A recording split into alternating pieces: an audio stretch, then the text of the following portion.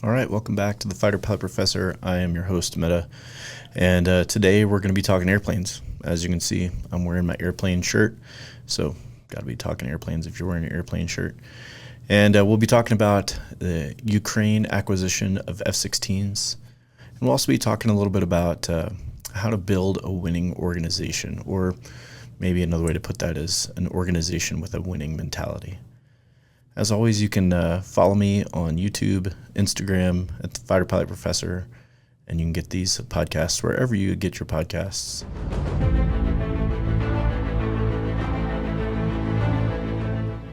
Welcome to the Fighter Pilot Professor podcast. I'm your host, Meta, and in the Fighter Pilot Professor podcast, every week we examine world events and your daily life through the mind of a fighter pilot. The episodes answer your questions, harnessing my experience in 25 years of flying fighter jets and my PhD in history, policy, and strategy. You can tune in wherever you find your favorite podcast. You can follow me on Instagram and on YouTube, the Fighter Pilot Professor. Okay, so over the summer, the Ukrainian Air Force took delivery of F-16s. And these F-16s were originally delivered from the Netherlands, and then recently it was announced that a second round from Denmark will be delivered. So each of these deliveries, around 18 or so F-16s, which amounts to, in American translations, that amounts to about one squadron's worth of F-16s. So in total, the Ukrainians are expecting to receive approximately 2 squadrons, or maybe a little more, of older Dutch and F-16s and Danish F-16s as well. And so I thought it would be interesting to sort of discuss the differences between the F-16 and the previous aircraft Ukrainians were flying, which was the MiG-29. And in my opinion, while the acquisition of these F-16s is a win from the perspective of NATO and other Western allies supporting the Ukrainians, I'm not totally sure that it's going to make a huge difference on the battlefield. And there's a couple of reasons why I think that way. And they mostly have to do, well, the first reason I think is it mostly has to do with the sort of design of the airplane themselves. And the second thing, and this I think is more important actually, has to do with the doctrine in which you employ these aircraft. So the first thing we'll talk about here is the design of the F-16 versus the design of the MiG-29. And what I mean by that is what the aircraft were designed to do, and then sort of how they operate or how they work, sort of from a pilot interface perspective primarily. And both of these aircraft are reasonably similar, although the MiG-29 are reasonably similar in vintage, I should say. The MiG-29 was designed in the Soviet Union in the 1970s, and it's really a Soviet aircraft at heart. And if you are an airplane follower, you know what I'm talking about. If you're not an airplane follower, basically the Soviets build airplanes function over form. So they build them rugged, reasonably simple. They are made to do a lot of different missions, and they're not very pretty to look at for the most part. On the other hand, F-16 is really, quite frankly, a nicely designed fighter. It has nice lines. It's very sleek looking. Although they were designed in similar eras, the F-16 is one of the first fighter aircraft to have a fully fly-by-wire system, and this is important. Additionally, the F-16 requires a little more care and feeding from a maintenance perspective, and all of these things are going to kind of play into how I think this will play out for the Ukrainians using these aircraft. Now, the second part of the aircraft is the cockpit and heads-up display and sort of the pilot interface part of it, right? So we talked about the design, and that's going to play in like how the airplane flies and that kind of stuff. But an experienced pilot's going to be able to pretty quickly figure out how to fly an aircraft. Really, the problem, in my opinion, comes in employing the aircraft, and this is really where it gets interesting, I think. So you look at the cockpit. Here's a picture of the MiG-29 cockpit, and this picture here is a picture of the MiG-29 heads-up display. And as you can see, this is it's a very manual airplane. There's a lot of switches On the dash, there's a lot of what we call steam gauges in pilot speak. In other words, these are older mechanical display gauges. There's not a lot of automation. There's not a lot of digital display, and a lot of the employment of the weapons requires the pilot to actually take their hand off of the stick or throttles and activate a switch. On the other hand, here's a picture of the F-16 cockpit and the F-16 heads-up display. And, what is not intuitively obvious if you're not an aviation person is that a lot of the controls, especially weapons employment controls and radar controls and those types of things for the F-16 are on the stick and throttles. And that means that the pilot can operate most of the weapon systems without ever having to remove their hands from the stick and throttles. And this is a huge benefit in combat, obviously, right? Because you don't have to look away from what you're doing. You don't have to reach off of the control surface or the control stick or the throttle in order to activate a weapon system. And so that little bit of difference makes a huge difference when you're employing this airplane in combat. Frankly, however, that HOTAS, as we call it, hands on stick and throttles, is pretty complex on the F-16 and requires a very precise knowledge of how the airplane works. And the F-16 being a multi-role fighter means that it has different modes, quote, that you can put the airplane in. So you can have it in navigation mode, you can have it in air-to-air mode, and you can have it in air-to-ground mode as an example. And these different modes then do different things with the hands-on stick and throttle switches. So the various switches and buttons on the stick and the throttles do different things depending on what mode the airplane is in. And so what all that translates to is when the pilot is employing this aircraft in combat, they have to be cognizant of what mode the aircraft is in order to understand how to best employ the weapons or be able to operate the different sensors like the radar, targeting pod, and other types of sensors that the aircraft has on it. Additionally, the heads-up display, and we showed the differences there, are wildly different, right? Where information is displayed, the amount of information that gets displayed, and how that information is presented to the pilot are totally different. The MiG-29s largely operate in the Cyrillic Russian alphabet. F-16s obviously primarily operate in English, and so the font even matches those differences in the alphabetic characters that are used to make up the displays. Additionally, simple things like altitude, airspeed, heading, etc. are displayed in totally different ways and in totally different scales and in totally different places on both of the heads-up displays. So all of this adds up to, in my opinion, learning to employ the airplane in a combat situation is going to be pretty challenging for these pilots. And this is not to disparage the skill of the Ukrainian pilots. I know lots of people that have flown with and against the Ukrainian pilots in training, and they, sort of universally say that they're very talented pilots. So I'm not disparaging them in any way, but I'm just simply saying that while an experienced pilot can learn to fly an airplane pretty quickly, learning to employ it in combat is a totally different story. And all of these subtle differences, in my opinion, are going to make it super challenging for the new Ukrainian F-16 pilots to employ them successfully on the battlefield.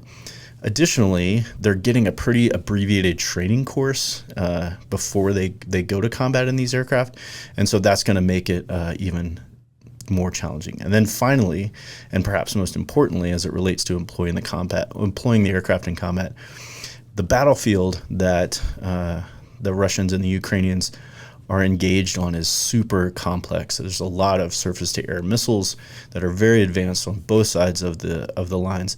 There's a lot of electronic warfare. There's all kinds of drones, artillery, etc. So it is a very complicated battlefield to be engaged on. Arguably, it's the most complicated battlefield that we've seen in a very long time from a combat perspective, right? And so in all of these ways, it's going to make it very challenging, in my opinion, for even the most skilled Ukrainian pilots to quickly and proficiently adapt to using the F-16 on the battlefield. Additionally, or sort of most importantly, in my opinion, is doctrine. And this sounds super nerdy, I know, and most people don't know what doctrine is, but doctrine is basically how does a military organization understand the way that it operates, right? So there's basic doctrine that explains how certain missions, infantry missions, Air Force missions, etc., operate. And one of the main key differences between, say, U.S. doctrine and former Soviet, now Russian doctrine revolves a lot around how aircraft and ground forces get employed jointly. Additionally, it also revolves a lot around how aircraft and other weapon systems employ in a counter air or a counter surface to air missile situation.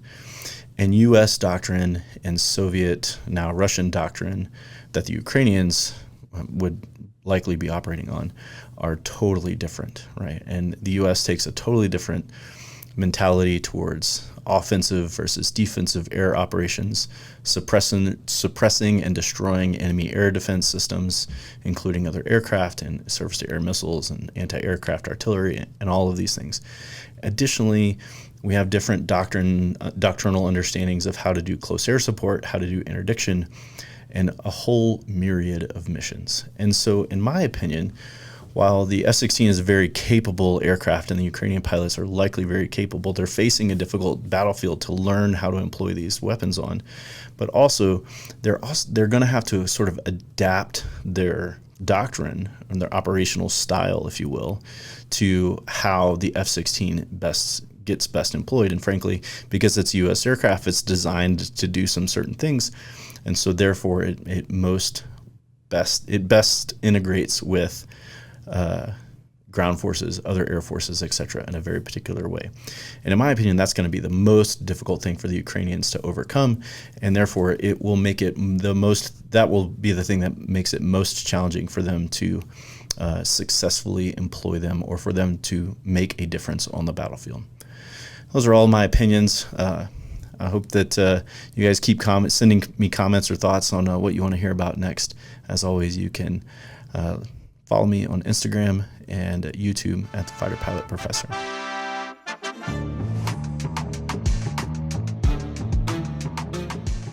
All right, so diving right in here to what does it mean to have a winning organization, or what does it mean really to have a organization with a winning mentality, right? And we all can probably pretty quickly, put together like what some famous winning organizations, the Yankees, for example, right? The most World Series championships come to mind, right? The New England Patriots when Bill Belichick and Tom Brady were there.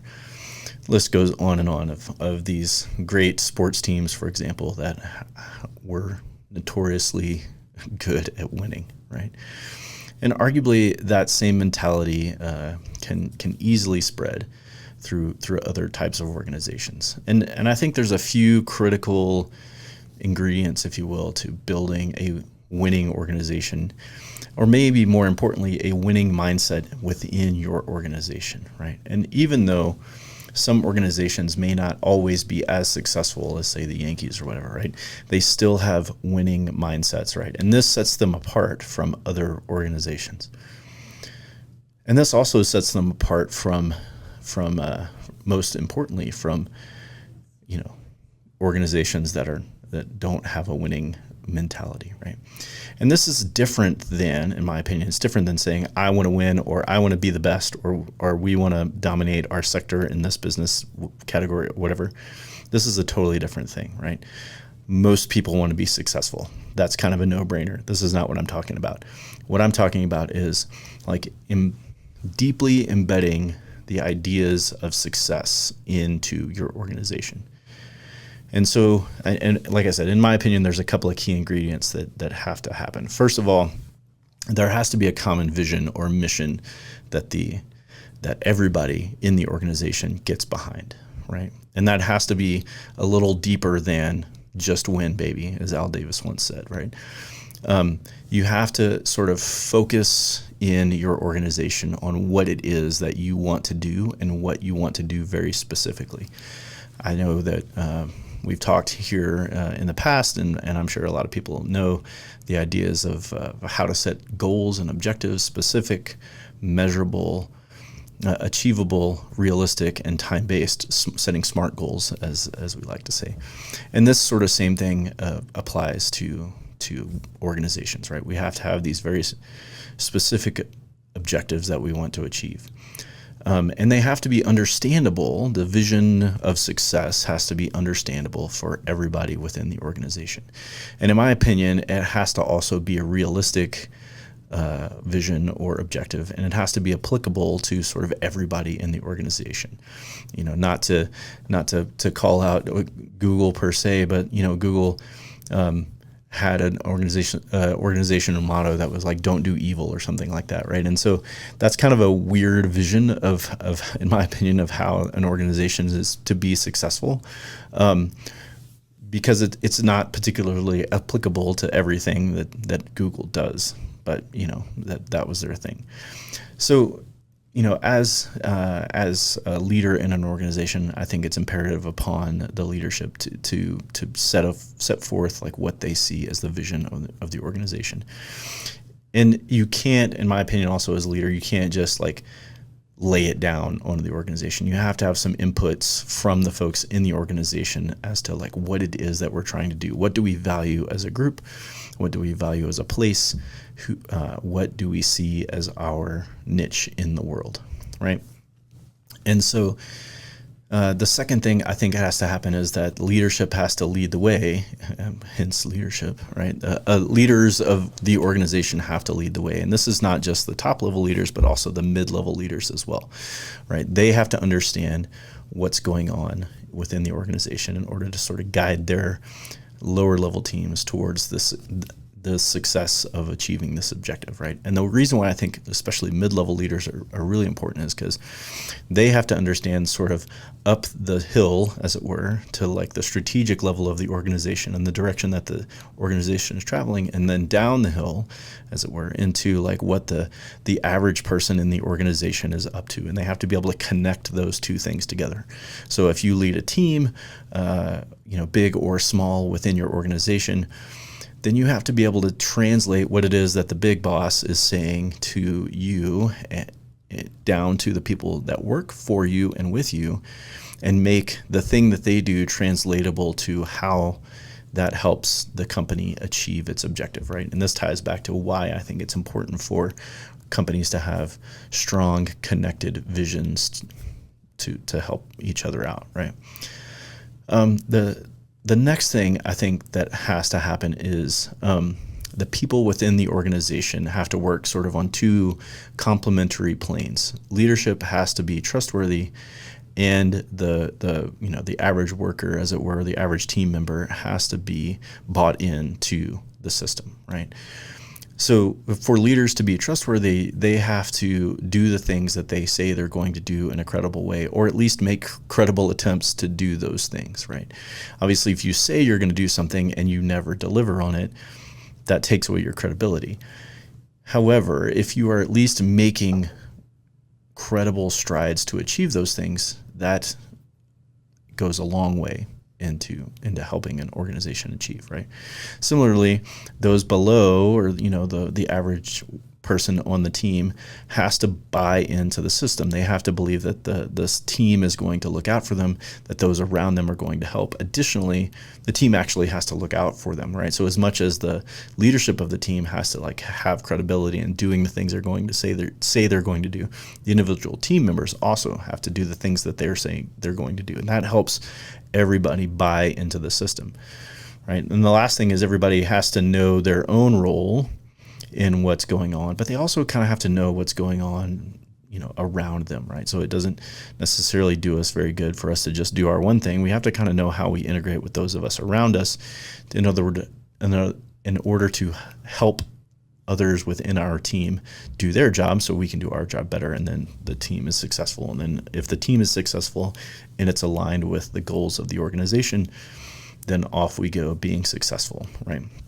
And so everybody sort of has to buy in and know what they're up to and know what those people around them are up to. The leaders have to be credible. And now we get the organization sort of pulling in the same direction to achieve those goals and visions that we talked about at the beginning. There's plenty of books, by the way, on writing goals and visions and et cetera, et cetera. Not going to go into that here, but just know that those exist if you desire to write a vision statement or a mission statement for your organization.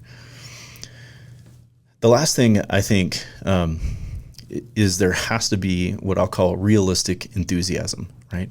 I know that most people have been a part of an organization where the person in charge is like unrealistically enthusiastic, right? Everything's the best. There's no things that are bad.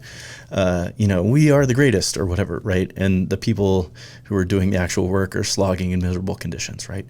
So I think you have to be realistically hopeful, as it were, right? You have to acknowledge when things are not great. You have to celebrate wins when they are. And when things are not great, again, you have to make, as a leader, you have to make, confident and credible efforts to change that situation if you can. Additionally, if you are a team member in an organization, you can do credible things to help improve the situation. And you should also acknowledge both the goods and the bads of the things that are going on, right? I mean, I know from personal experience, when you're down at the bottom of an organization, it's really easy to get negative and sort of complain about, well, I don't understand what's going on and why, and there's a lot of reasons why that happens. But right, oftentimes that becomes the MO of the average person within an organization, and they fail to see like the actual good things that are going on, right? Often people work in really good places and they have a negative attitude, and it sours the whole thing, right? So what I would say is if people know what they're doing and leaders are making credible efforts, then we need to acknowledge both the goods and the bads in a constructive way in order to help improve it, right? And so if we can be realistically hopeful that we can improve the things that need improving and celebrate the things that need celebrating, then we can drive the whole organization towards improvement, in my opinion. So I think those are just some of a potential ton of ingredients that would make an organization successful. And what I think that makes organizations winning, and even if they aren't always successful, but at least they have this winning mentality, is that they like fully embrace these ideas, right? They fully embrace it. And everybody from the top to the bottom of the organization is tied into these ideas, right? We know what the goals are. We know how to be credible. We know how to be positive when we need to be, and we know how to fix the things that need fixing. We know where we fall in the team, et cetera, right? But I think the last element that gives an organization, win or lose, the sort of winning mentality, is that like they're, beyond all of these things, is if they're looking to improve the organization, they are not afraid to sort of communicate that up and down the entire chain, right? And so there's this level of openness of communication between the highest level and the lowest level of organization that allows the free flow of realistic information, right? And I think where organizations often come off the track is when they have this sort of negative feedback loop of they can't, the people at the bottom can't make their case, as it were, up. People at the top can't communicate successfully down, and there's this sort of dearth of information that leads to sort of a lot of infighting, in my opinion. That also leads to a lot of gossiping and those kind of things, and those sort of things will tear an organization down, right? So breaking down communication barriers at all levels, I think, is super important when it comes to being successful, right? And when you get all of these things going and the people at the top really communicating, how are we going to make this place better, and the people at the bottom doing the same thing, and all of the other ingredients working, I think that's how you really get a winning organization.